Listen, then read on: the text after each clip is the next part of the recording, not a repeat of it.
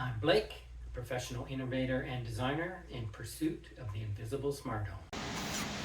Water leak alert. Today I'm going to install and test this Enerty outlet and see how it works with SmartThings. You should take note that this is a Matter thread device and not a Matter Wi-Fi device. And it works with controllers that have a border router. These ones, listed on the package, all have an integrated border router. So if you have a controller that doesn't have an integrated border router, you'll probably have to add one through an upgrade to your standard router.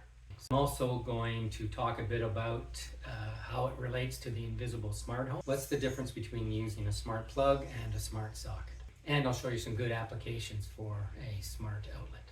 So, how does this relate to the invisible smart home? Well, first off, this is obviously more visible and it's easy to disable. You could just unplug it, and this just looks like, mostly like a normal outlet, and you can't really unplug it once it's plugged in. So an invisible smart home device shouldn't be noticed until it's meant to be noticed, and when you do notice it, it's a good thing. So a good example might be is you have this plugged into an outlet as a smart plug, and you have it set up for your coffee machine, to come on every morning at 7:30, and that's great. However, you have a guest or someone else in the family who's not into your DIY stuff. As an example, my wife, she unplugs it and it's disabled. It doesn't work anymore. It's a little hard to disable this device. So by invisible, I mean, in this case, the invisible smart home.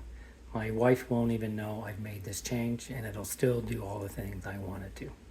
A few examples where a smart outlet can add value. You could use it on your coffee machine, assuming you don't have a digital coffee machine. You would just you leave your coffee machine on, plug it into the smart outlet, and set schedules as required. And that's kind of cool. And as a matter of fact, the other day I noticed my coffee machine, I had finished using it in the morning and I forgot to turn it off and left it on all day. So what I would do is just schedule it to come on in the morning. I don't even have to, preset my coffee. I don't really need that. I just need power to it in the morning for a couple hours when I'm using it, and then it would be good for the power to go off. Another example is outdoor outlets. So I use outdoor outlets for my security lights. So instead of buying a complete security light fixture with built-in motion sensors, I just buy an inexpensive security light or garden light and put a high bright bulb in it, and I plug it into the smart outlet, and I use that to turn on the security light, and then I can combine it with my other sensors I have out there, motion sensors or otherwise. And an incidental application for that is, if you have a bad camera that needs to be reset once in a while, which I've had on occasion, I can just have it reset once a day automatically. In fact, my new Tapo cameras, they have that built into their firmware, so you can do that. So obviously it's an issue with some smart devices need to be reset occasionally. Third example, which I think is the best example really, because we're kind of in the leak econets, in the leak detection and prevention business, is to disconnect power to the washing machine when there's a leak detected. And the reason you would want to do that is there's still a full tank of water in there, and if somehow the leak is related to it pumping water into the drain has a leak or the drain came out, even when the leak is detected, you shut off the water, the washing machine is still going to empty that whole tank onto the floor. All right, so let's install it and set it up with SmartThings and see what we think. I'm going to install it at this socket here that the toaster and the kettle are typically plugged into. And then I can, I guess, meet the standard of unplugging it when not in use, as it's noted here. All right, so I'm going to go to the breaker and disconnect power, and then I'm going to confirm power is disconnected by checking it with a meter or similar device before I stick my fingers in there. This is a Matter device, which I like.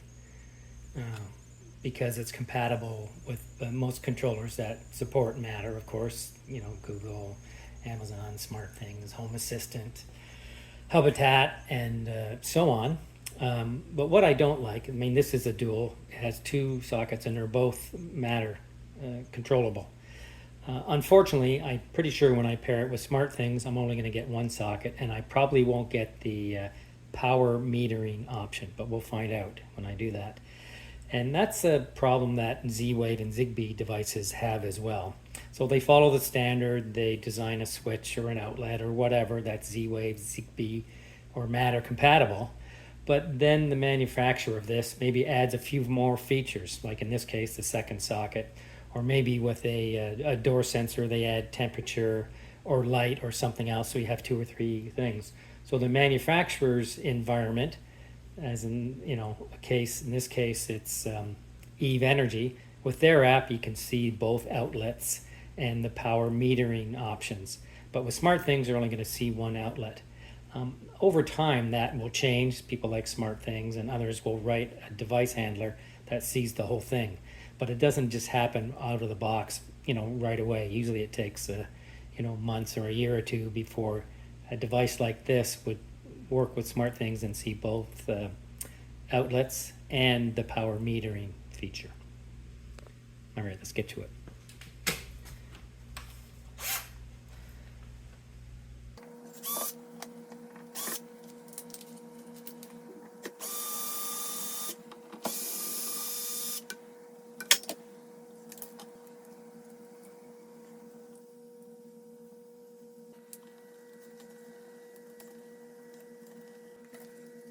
I would prefer if they had terminals on here, screw terminals of some sort, as opposed to these wires.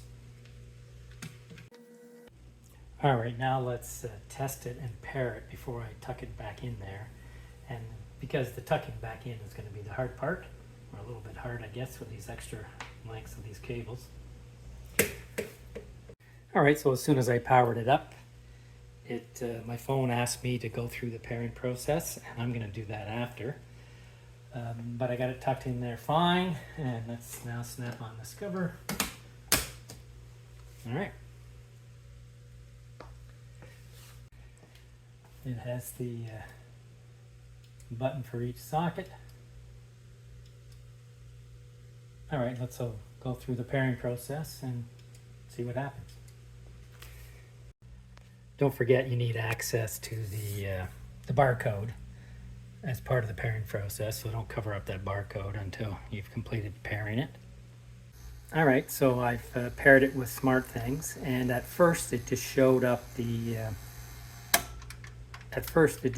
one outlet of the two and didn't support the power metering option. But then I just selected an alternate driver, was a beta driver called a Matter switch, and now it shows both outlets to control, and they work, and the first outlet has power metering on it. I also did a quick test of the power fail restore to make sure that when you restored power, it came up to the last state, so it remembers which one was on or if both were on, and it puts them back in the same state. And that's an important feature, of course, because you wouldn't want to be hooked up to your sump pump to be using the power metering to know when the sump pump's running, but at the same time, if you lost power and the power came back on, it disconnected your sump pump from power. So anyway, it works well with this device. It doesn't always do that with other smart plugs and outlets. All right, so it's connected and working with SmartThings, both outlets, and the power metering is working for the first outlet, which I have plugged into the toaster. And I'm not sure what I'm going to do with the power metering information, but that's kind of cool. I'm sure I can come up with some decisions based on if the toaster's been on too long or the kettle's got a problem. And I guess it's good for general safety reasons. You can shut off that outlet for these two high current devices.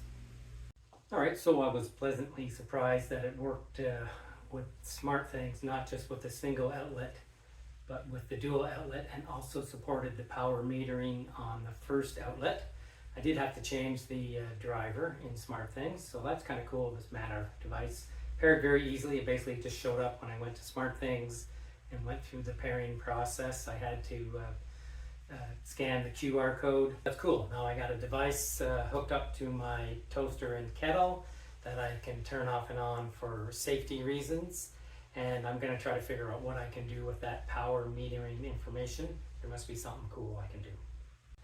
Thanks for watching. Give me a thumbs up, subscribe, and look for my next video. Cheers.